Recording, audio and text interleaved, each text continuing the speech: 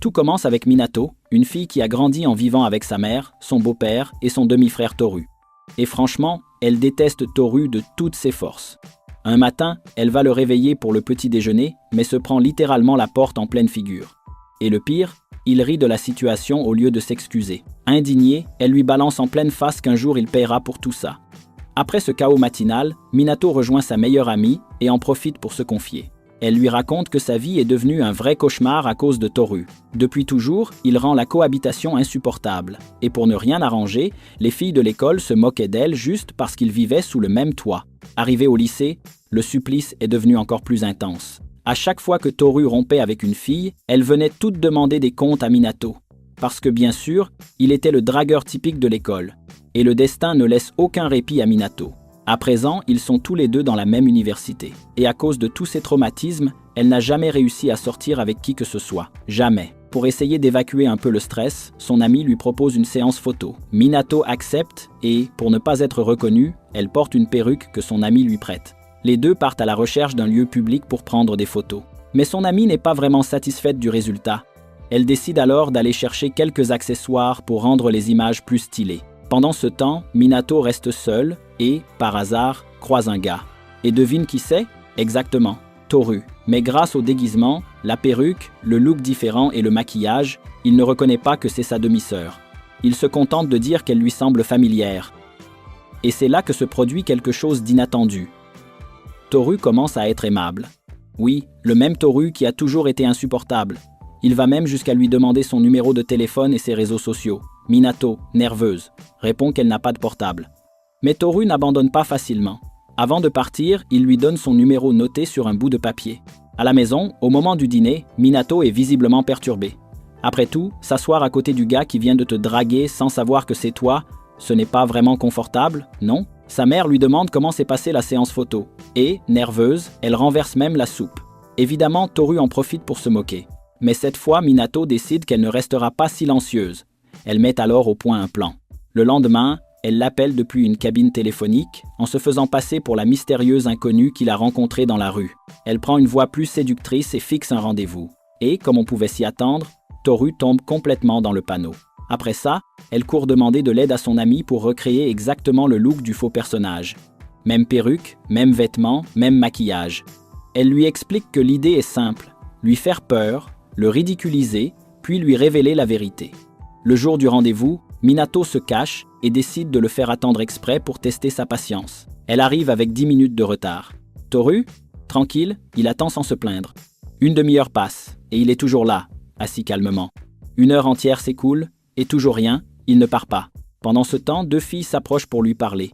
Mais il les repousse, complètement concentré sur la mystérieuse inconnue. Minato, qui voulait juste lui jouer un tour, commence à avoir de la peine pour lui. Alors, elle finit par se montrer et s'excuser pour le retard. Toru, en mode gentleman, ou peut être juste pour garder la face, fait semblant d'arriver à l'instant. Ils vont ensemble dans un café pour discuter et Minato fait tout pour rester dans son personnage. Mais là, surprise, Toru lui offre un téléphone portable en disant qu'il veut rester en contact avec elle. Le niveau d'investissement émotionnel est impressionnant. Minato hésite, essaie de refuser, mais il insiste tellement en disant qu'il veut juste être ami qu'elle finit par accepter le cadeau. Quand il lui demande son prénom, Minato invente et répond qu'elle s'appelle Min.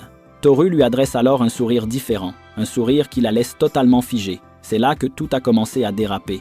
Ce soir-là, Minato raconte tout à son amie qui, au lieu de la critiquer, l'encourage encore plus. Elle lui dit que c'est une occasion en or pour se venger de tout ce que Toru lui a fait subir. Après tout, c'était un vrai coureur de jupons. Lors de leur 2e rendez-vous, ils vont dans un karaoké. Minato chante vraiment très mal, mais Toru applaudit comme si elle était Beyoncé. Clairement, il est sous le charme. Soudain, il change de ton et se déclare. Il dit qu'il l'aime et lui demande si elle veut sortir avec lui. Mais Minato, suivant son plan, répond qu'elle n'est pas intéressée et qu'il a l'air du genre à jouer avec les sentiments des autres. Alors, Toru fait une proposition audacieuse. S'il rompt avec toutes les filles avec qui il sort, elle devra accepter d'être sa petite amie. Minato accepte, persuadé qu'il ne le fera jamais.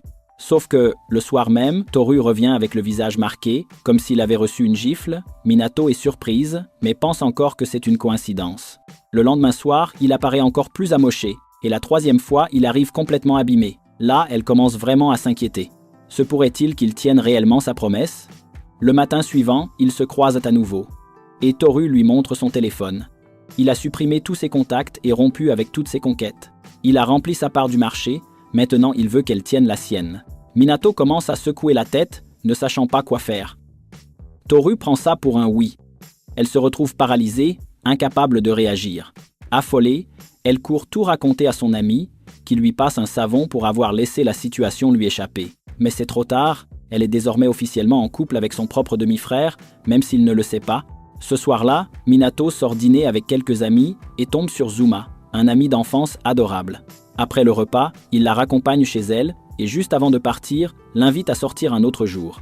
Elle accepte, sans trop réfléchir. Sauf qu'à ce moment précis, qui débarque? Évidemment, Toru. Minato panique et, pour éviter tout malentendu, lâche rapidement. C'est juste mon frère. Zuma la croit et elle rentre soulagée. Mais le répit est de courte durée, car Toru est déjà à l'intérieur, en train de l'attendre. Il lui demande directement si ce gars est son petit ami, et elle, nerveuse, répond que c'est juste un ami. L'ambiance devient glaciale. Le lendemain, Toru l'invite à un rendez-vous. Minato accepte, bien décidé à mettre les choses au clair. Ils vont ensemble à un aquarium où ils discutent de tout et de rien. Elle tente de rester dans son rôle de mine, mais la tension est forte. À un moment, elle lui lance qu'il a toujours été du genre à sortir avec des filles juste pour s'amuser, et que peut-être, elle n'est qu'une de plus dans la liste. Mais là, il lui fait une révélation inattendue. Contrairement à toutes les autres filles avec qui il est sorti, c'est la première fois qu'il aime vraiment quelqu'un. Et avant qu'elle ne puisse répondre, il la prend dans ses bras et lui dit qu'il est très heureux avec elle. Minato, à l'intérieur, est en plein chaos émotionnel. De retour à la maison, elle se met à tout nettoyer frénétiquement, comme pour effacer le poids de la culpabilité. Son ami arrive et la secoue. « Sérieusement? Ton premier petit ami? C'est ton frère ?» Malgré ce choc, son ami ne l'abandonne pas. Au contraire, elle met au point un plan pour l'aider à se sortir de ce pétrin. Elle décide d'attirer Toru à une soirée en groupe avec plusieurs filles pour voir s'il va craquer. Mais le plan échoue complètement. Même avec plusieurs filles qui flirtent avec lui, Toru ne cède pas une seule fois. Pour le tester davantage, elle lui envoie un message lui demandant où il est. Et il répond franchement « Je suis à une soirée en groupe ». Minato est stupéfaite par sa sincérité. Alors, deuxième phase du plan, l'opération jalousie. Elle lui envoie un message lui ordonnant de partir et il obéit sur le champ. Le lendemain, Toru donne rendez-vous à Minato. Quand ils se voient, il la serre fort dans ses bras et lui dit qu'elle lui a manqué. Il tente de l'embrasser, mais elle s'écarte en prétextant qu'ils sont en public. C'est alors qu'il lui annonce une nouvelle. Il va déménager dans un nouvel appartement. Et pas seulement, il lui tend un double de la clé, pour qu'il puisse avoir plus d'intimité. Le jour suivant, Minato revoit Zuma. Il remarque qu'elle a l'air un peu distraite, mais elle fait semblant que tout va bien. Avant de la laisser partir, il lui avoue qu'il l'aime. Minato est totalement bouleversé par cette déclaration, mais Zuma, toujours aussi patient, lui dit qu'elle n'a pas besoin de répondre tout de suite, qu'elle peut prendre le temps d'y réfléchir. Pendant ce temps, Toru, déjà installé dans son nouvel appartement, lui envoie un message pour qu'elle vienne. Minato se sent partagée. Elle sait qu'elle a joué avec ses sentiments et qu'il a tout quitté pour elle. La culpabilité commence à la ronger. Elle décide qu'il est temps de mettre fin à cette mascarade. Elle se rend chez lui et lui dit que sa famille va partir vivre à l'étranger et qu'ils doivent se séparer. Elle explique qu'une relation à distance ne fonctionnerait pas. Toru écoute en silence. Ils se regardent droit dans les yeux et à la fin, ils se disent adieu dans une étreinte pleine de douleur, presque en larmes. Minato repart le cœur lourd. Dans les jours qui suivent, elle reste abattue, tentant de continuer sa vie. Zuma, voyant son état, reste toujours à ses côtés, la soutenant sans poser trop de questions. Un peu plus tard, Minato croise un ami de Toru. Inquiet, il lui confie que Toru ne va pas bien depuis leur rupture, qu'il ne va même plus à l'université. Alarmée, elle se précipite à son appartement. Mais quand Toru ouvre la porte et la voit, il lui dit simplement qu'elle devrait partir, puis lui claque la porte au nez. À ce moment-là, Minato comprend qu'elle ne peut plus fuir ses propres sentiments.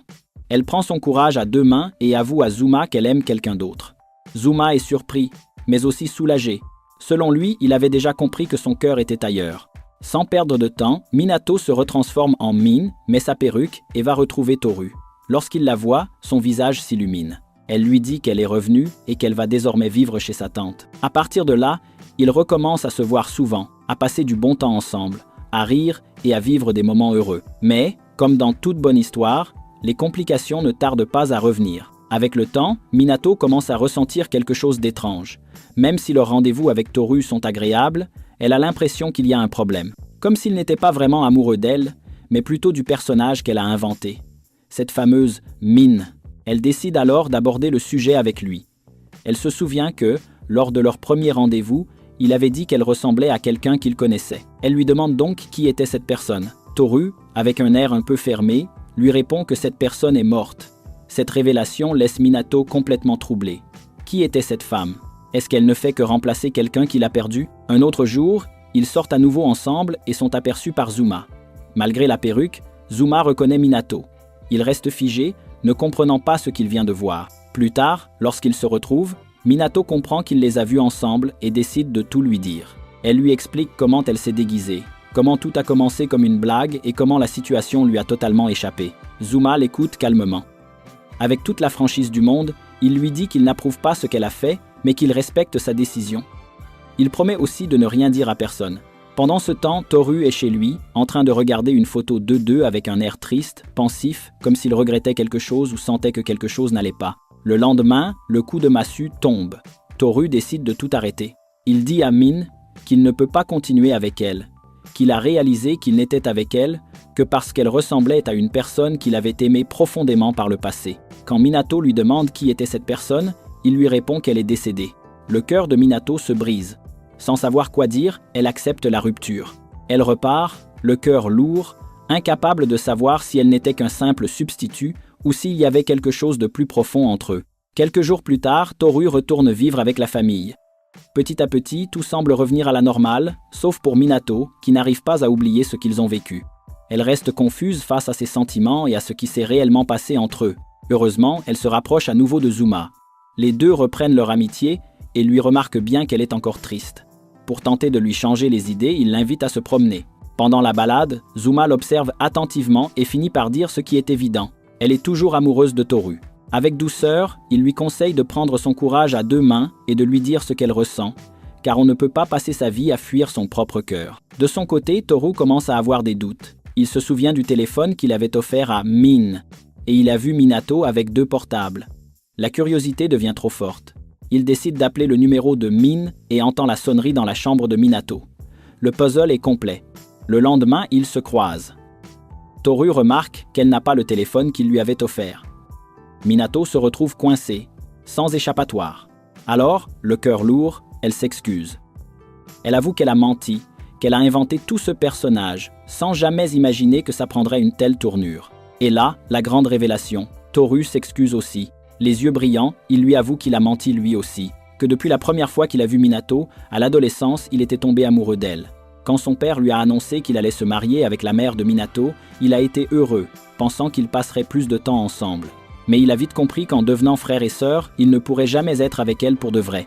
Alors, pour essayer d'enterrer ce sentiment interdit, il s'est mis à sortir avec plein de filles, espérant l'oublier, mais ça n'a jamais marché. Une fois adulte, il a découvert qu'il n'était pas lié par le sang.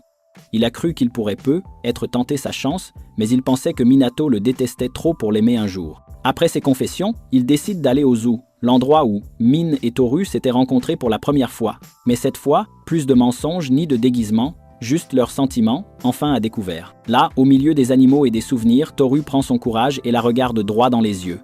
Il lui propose de recommencer à zéro, pour de vrai.